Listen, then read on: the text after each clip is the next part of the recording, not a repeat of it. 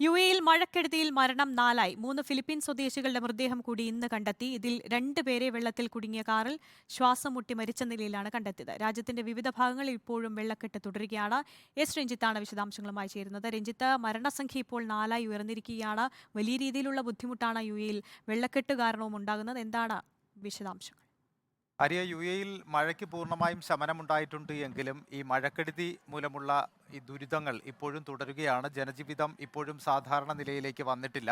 അതിനിടയിലാണ് ഇപ്പോൾ 3 പേരുടെ മൃതദേഹം കൂടി ഇന്ന് കണ്ടെത്തിയിരിക്കുന്നത്. ഇതോടുകൂടി ഈ മഴക്കെടുതിയിൽ മരിച്ചവരുടെ എണ്ണം 4 നേരത്തെ റാസൽ ഖൈമയിൽ ഈ മഴവെള്ള പാച്ചിലിൽപ്പെട്ട് സ്വദേശി പൗരൻ മരിച്ചിരുന്നു. അതിന് പിന്നാലെ ഇന്ന് 3 പേരുടെ മൃതദേഹങ്ങൾ കൂടി കണ്ടെത്തി. ഇതിൽ 2 പേരുടെ മൃതദേഹങ്ങൾ ഈ വെള്ളക്കെട്ടിൽ അകപ്പെട്ട വാഹനത്തിനുള്ളിൽ മരിച്ച നിലയിലാണ് കണ്ടെത്തിയത്. മറ്റൊരാളുടെ മൃതദേഹം മറ്റൊരിടത്ത് വെള്ളക്കെട്ടിൽ അകപ്പെട്ട നിലയിലാണ് കണ്ടെത്തിയത്.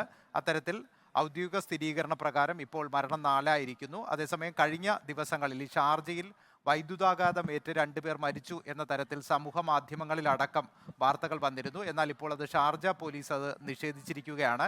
അത്തരത്തിൽ ഒരു മരണം ഉണ്ടായിട്ടില്ല എന്നാണ് ഷാർജ പോലീസ് അറിയിച്ചിരിക്കുന്നത്. ഇത്തരം വ്യാജ വാർത്ത പ്രചരിപ്പിച്ചവർക്കെതിരെ നടപടി സ്വീകരിക്കുമെന്നും ഷാർജ പോലീസ് അറിയിച്ചിട്ടുണ്ട്. ഇപ്പോഴും യുടെ വിവിധ ഭാഗങ്ങൾ ദുബായ്, അതുപോലെ തന്നെ ഷാർജ, അജ്മാൻ, ഉമൽഖൊയിൻ ഉൾപ്പെടെയുള്ള വിവിധ മേഖലകളിലെ റോഡുകളിൽ ഇപ്പോഴും വെള്ളക്കെട്ട് തുടരുകയാണ്. ഇവിടെ ഈ പമ്പ് സെറ്റ് ഉപയോഗിച്ചുകൊണ്ട് ഈ വെള്ളം നീക്കുന്നതിന് വേണ്ടിയുള്ള ശ്രമമാണ് 24 മണിക്കൂറും നടക്കുന്നത്. വിവിധ റോഡുകൾ, ചില റോഡുകളൊക്കെ ഇപ്പോഴും ഗതാഗത യോഗ്യമായിട്ടുണ്ട്. പക്ഷേ ഉൾമേഖലകളിലുള്ള ചില റോഡുകളൊക്കെ ഇപ്പോഴും അടഞ്ഞു തന്നെ കിടക്കുകയാണ്.